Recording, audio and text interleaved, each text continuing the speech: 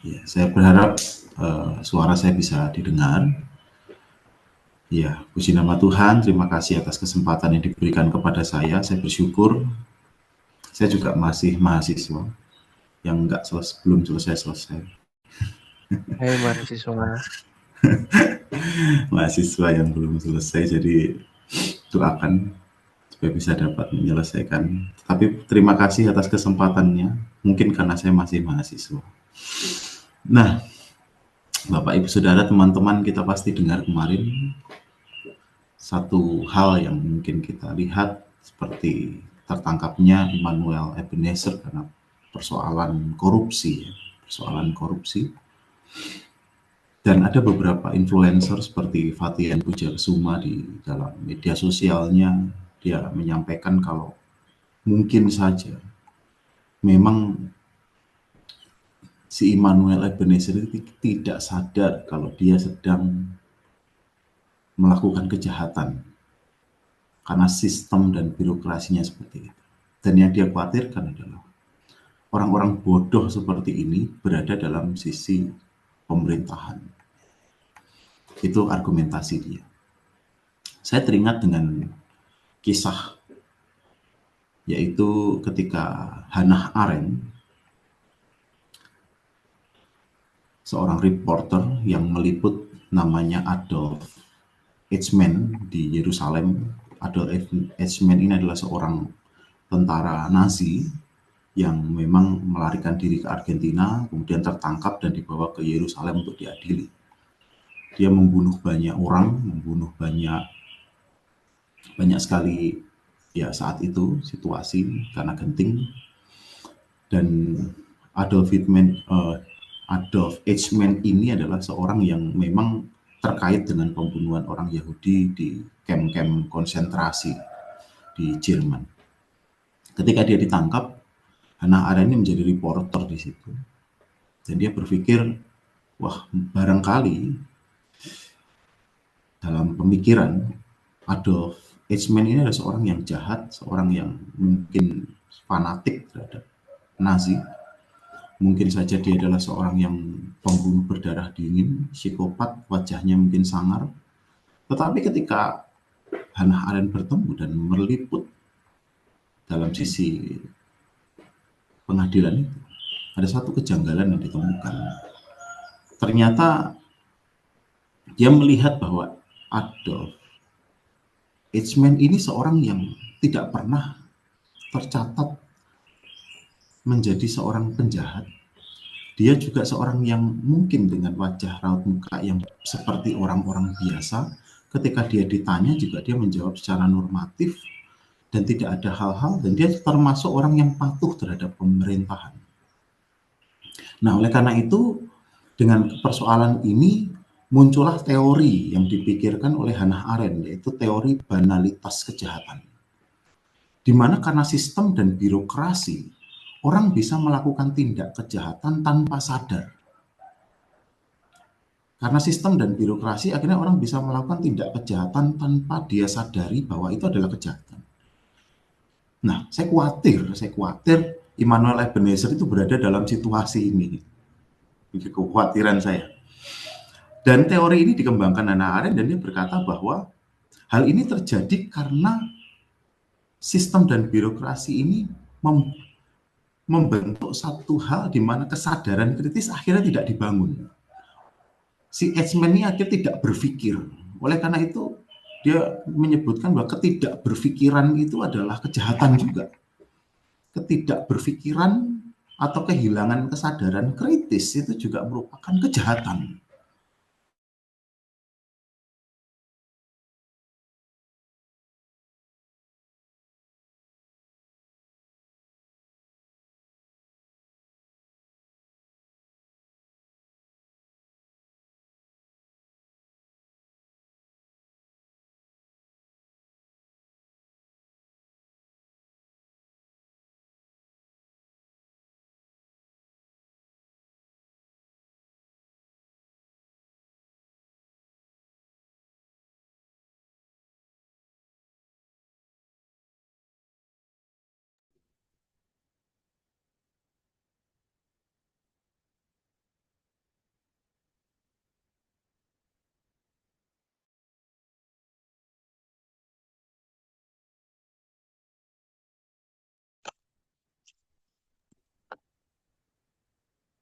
Iya, saya pakai HP ya.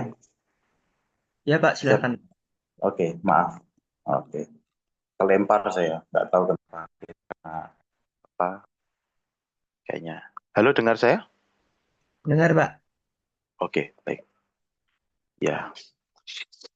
Jadi eh, teori banalitas kejahatan ini dari Hannah Arendt ini berkata bahwa mungkin orang bisa nggak sadar karena kesadaran kritisnya hilang, atau mungkin dia tidak berpikir gitu.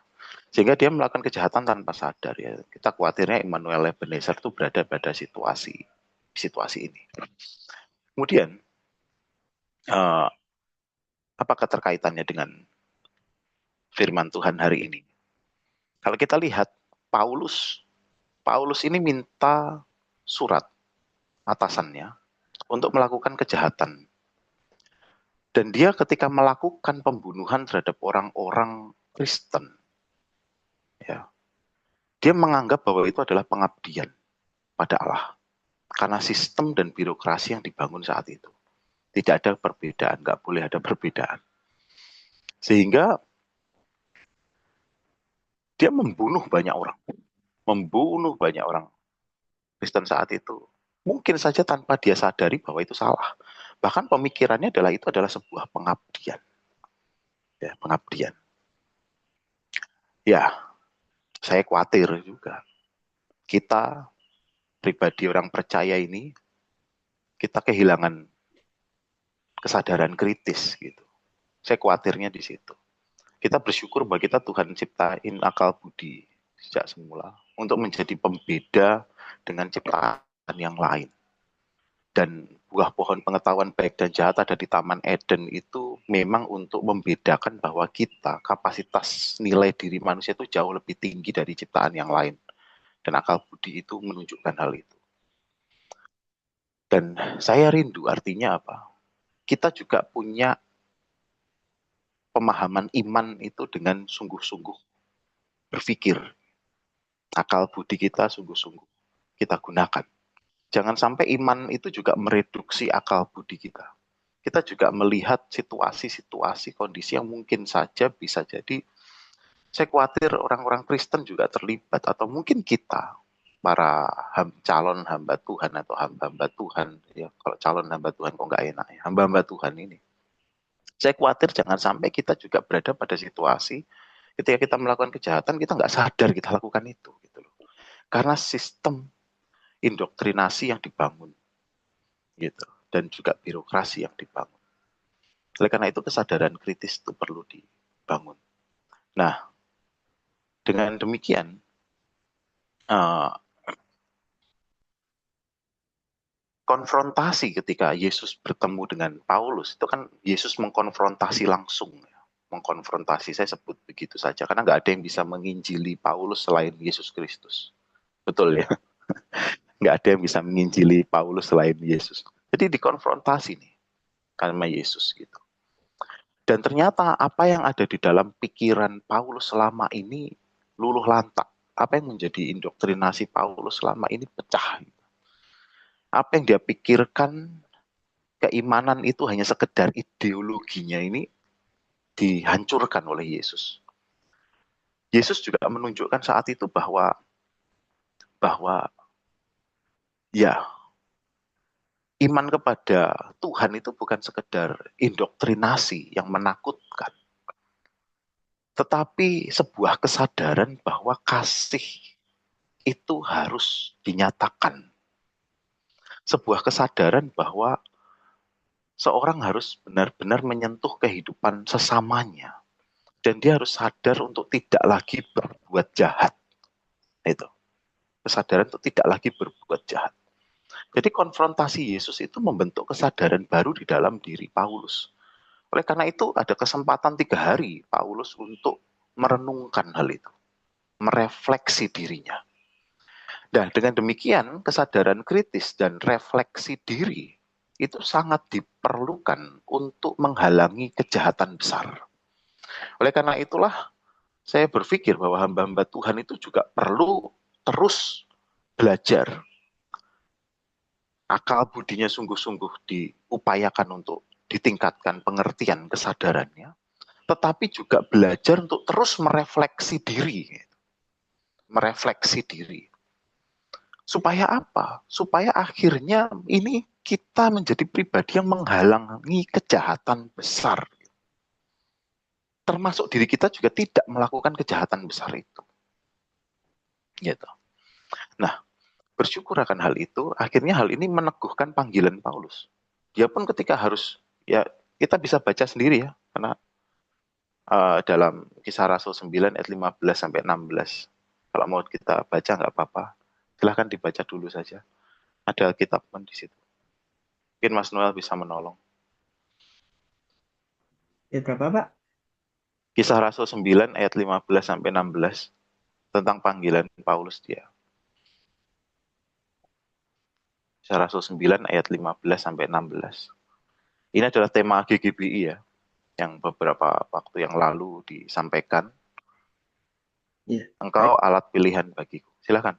Ya, baik, saya akan bacakan Kisah para Rasul 9 ayat 15 sampai 16. Demikianlah firman Tuhan. Tapi firman Tuhan kepadanya, pergilah, sebab orang ini adalah alat pilihan bagiku untuk memberitakan namaku kepada bangsa-bangsa lain, serta raja-raja dan orang Israel, dan orang-orang Israel. Aku sendiri akan menunjukkan kepadanya betapa banyak penderitaan yang harus ia tanggung oleh karena namaku. Nah, ini amin. Ini adalah firman kepada Ananias, supaya Ananias itu datang ke Paulus dan pada akhirnya juga memberikan pendampingan dan mendoakan Paulus. Ketika Paulus sedang pada masa kontemplasi diri, ada masa refleksi diri. Nah, dan akhirnya meneguhkan panggilan Paulus di situ bahwa panggilannya adalah dia harus benar-benar menyatakan kasih. Jadi kasih yang sejati itu bukan ketakutan. Kebenaran yang sejati itu bukan rasa takut, bukan intimidasi, bukan sekedar indoktrinasi, tetapi juga kesadaran untuk benar-benar memanusiakan manusia, kesadaran untuk benar-benar menempatkan manusia, orang lain, ya, sungguh-sungguh mengasihi mereka. Belas kasih adalah hal yang utama. Gitu, karena Yesus juga berkata, aku lebih menghendaki belas kasih dibanding persembahan. Gitu. Nah, ada orang Jawa bilang begini, seringkali, bukan orang Jawa sih, nggak tahu. Di Indonesia itu bukan kurang orang pinter, tetapi tidak kurang orang pinter, tetapi orang jujur. Jangan sampai pernyataan ini membuat ya udah nggak apa-apa lah bodoh, melegitimasi kebodohan gitu. Nggak apa-apa lah bodoh, yang penting jujur gitu. Enggak, Indonesia juga butuh orang pinter-pinter gitu. Makanya akal budi harus dibangun. Kita juga harus pintar, harus berjuang, termasuk saya. Nanti saya dikritik Pak Yesa dengan begini. Ya, harus berjuang. Terus kemudian juga jangan mereduksi akal budi kita juga, tetapi kita juga harus tetap tulus. Tulus. Nah, oleh karena itu panggilan Paulus jelas untuk itu. Kemudian ada satu kisah tetap di camp pengungsian atau camp konsentrasi di Jerman, di Auschwitz khususnya. Ketika saya membaca buku Viktor Frankl, dia adalah salah seorang yang ditawan di camp konsentrasi di Auschwitz, di mana dia menceritakan bahwa ketika dia di sana itu dia dikasih nomor ya, nomor punggung atau nomor dada sebagai panggilan dia atau sebagai nama dia. Jadi selama di camp konsentrasi itu dia nggak dipanggil nama, tetapi dia dipanggil angka. 401, 502, 600 gitu ya. Dan di situ dia merenungkan bahwa di camp konsentrasi dan kekuasaan itu membuat manusia itu hanya dihitung sebagai angka-angka gitu.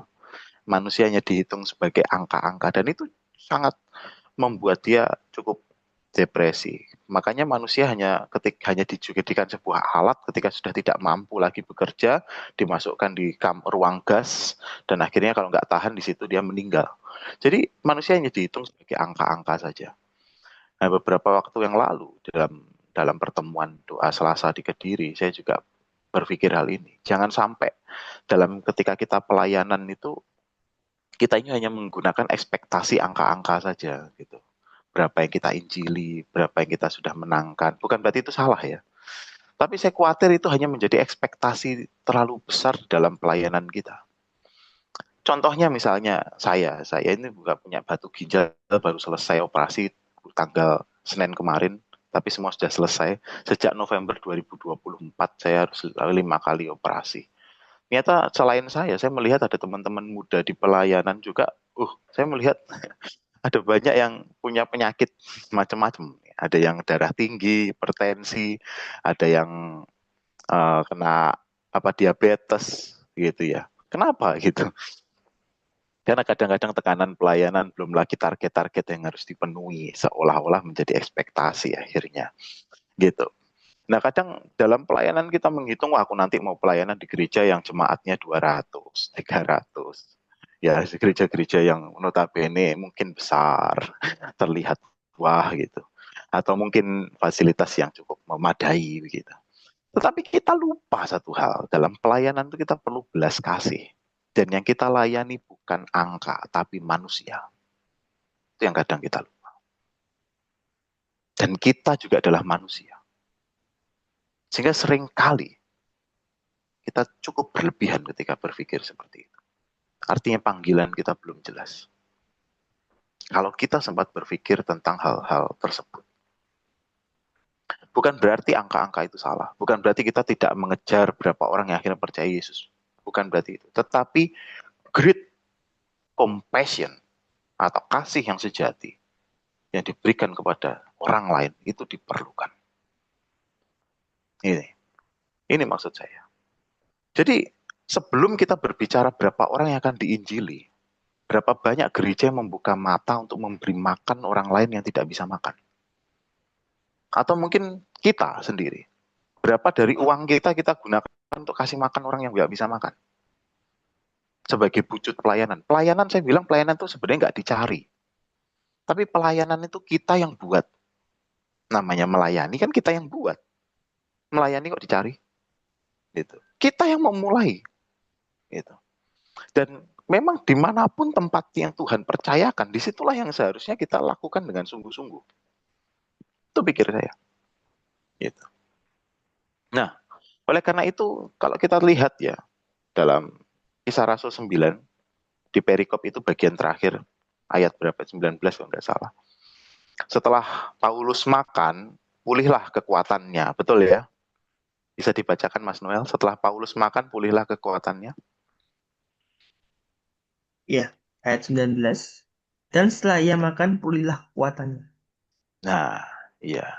Ya Paulus itu setelah merefleksi diri ya butuh makan biar kuat, betul nggak? Sederhananya begitu. Ya kan? Ya orang kasih makan lah, nggak semua disuruh kerja. Ya, artinya untuk membangun sebuah semangat, membentuk sebuah kehidupan sosial, ya kasih makan. Kasih makan. Tuhan aja nggak juga memperhatikan Paulus dengan makanan. Ada seorang ya kayak di masa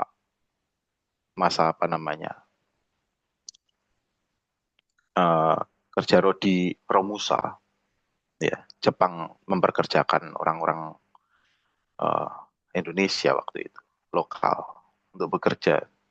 Mungkin orang berkata dengan paksa dan memang kadang tidak ada makanan di situ karena pengaruh birokrasi. Tan Malaka berusaha untuk masuk dalam sistem supaya sederhana. Apa yang cita-cita dia? Dia membuka dapur umum supaya memberi makan orang-orang. Nah ini, makanya saya juga rindu kita sebagai orang-orang percaya, orang-orang Kristen ini, kita nggak hanya sekedar mengejar target siapa yang akan kita beritakan Injil, tetapi mengawali itu semua, kita lakukan dengan apa? Benar-benar menaruh belas kasih sebagai moral, bukan sebagai kewajiban. Ya, sebagai moralitas kita. Saya menjadi pendeta, saya bisa mungkin mendoakan orang sakit. Tapi mungkin saya bisa cepat-cepat juga. Tuhan berkati dia. Kenapa? Mungkin dia bau. Karena selama ini dia sakit, diranjang lama sekali. Dan mungkin baunya menyengat. Dan saya cepat-cepat berdoa, saya cepat-cepat melayani supaya saya cepat pulang. Itu saya sebagai pendeta hanya melakukan kewajiban, bukan belas kasih. Gitu loh. Nah, artinya Harusnya belas kasih itu menjadi moralitas yang utama dibandingkan kewajiban-kewajiban itu. Ini yang seharusnya kita miliki. Jadi oleh karena itu panggilan kita itu bukan hanya berapa banyak orang yang percaya, tetapi berapa banyak yang benar-benar mengenal kasih Kristus melalui hidup kita. Apakah kita benar-benar menyentuh luka mereka? Apakah kita mau membuka telinga kita untuk mendengarkan apa yang mereka alami? Itu yang kurang. Berapa banyak gereja yang menutup mata seringkali hanya persoalan internal aja yang kakean masalah itu. Sehingga lupa untuk memberi makan orang miskin. Ya, ketika makan orang marginal itu lupa gitu loh. Dan akhirnya ketika kita mau memberi makan, hitungan-hitungan, emangnya nanti kita dapat apa? Itu ya masalah itu seringkali yang terjadi di situ. Ya. Ini kan apa? Ya itu mungkin saja indoktrinasi dan juga sistem yang mungkin dibangun ya kayak diskriminasi di Indonesia ini orang mendiskriminasi orang lain kayak biasa saja gitu. Karena itu bangunan sistem yang kadang-kala akhirnya orang nggak sadar kalau melakukan kejahatan. Ya kita kembali di banalitas tadi.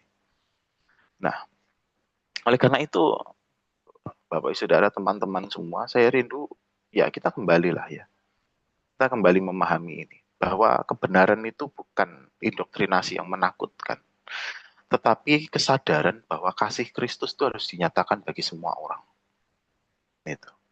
Dan yang berikutnya, bahwa kita juga harus menjadi pelaku-pelakunya.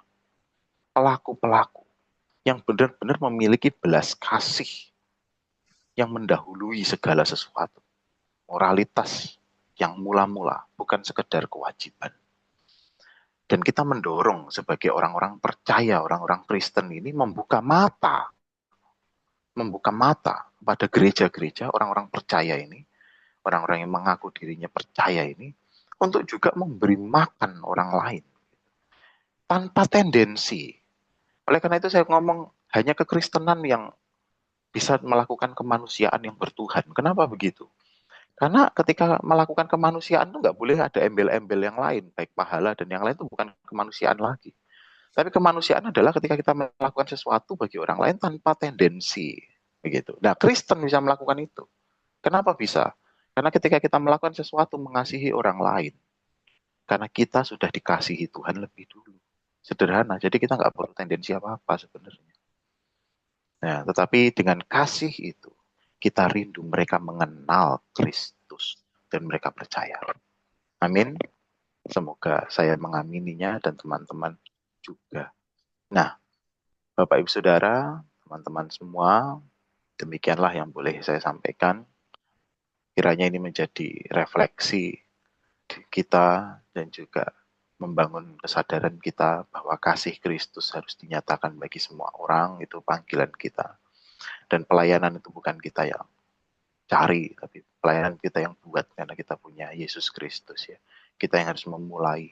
Jangan berekspektasi berlebihan terhadap pelayanan 100, 200, 300 itu bukan sesuatu hal yang harus dipikirkan. Karena bukan itu panggilan kita. Panggilan kita adalah benar-benar mengasihi mereka. Benar-benar menyentuh mereka, mendengar mereka, melihat luka mereka, mengobati mereka. Dan juga pada akhirnya di titik mereka mengenal Yesus di dalam hidup kita. Dan kita juga memperkenalkan. Sehingga mereka bukan hanya diselamatkan secara fisik, mental, tetapi diselamatkan jiwanya juga. Itulah satu hal yang boleh kita renungkan pagi hari ini. Nama Tuhan Yesus dipermuliakan. Mari kita berdoa. Kami bersyukur Bapa atas kasih setiamu. Pagi ini boleh berbagi dengan teman-teman mahasiswa. Kami percaya Allah yang akan menyertai. Allah yang akan memimpin. Allah yang akan memberkati. Dan kami boleh melihat panggilan Paulus. Dan kami percaya Kristus yang kami rindu, muliakan dan tinggikan itu. Membangun kesadaran kami. Membangun kasih kami kepada orang lain. Di dalam tangan kasih-Mu Bapa, kami berdoa dan mengucap syukur. Haleluya. Amin. Silahkan kami kembalikan.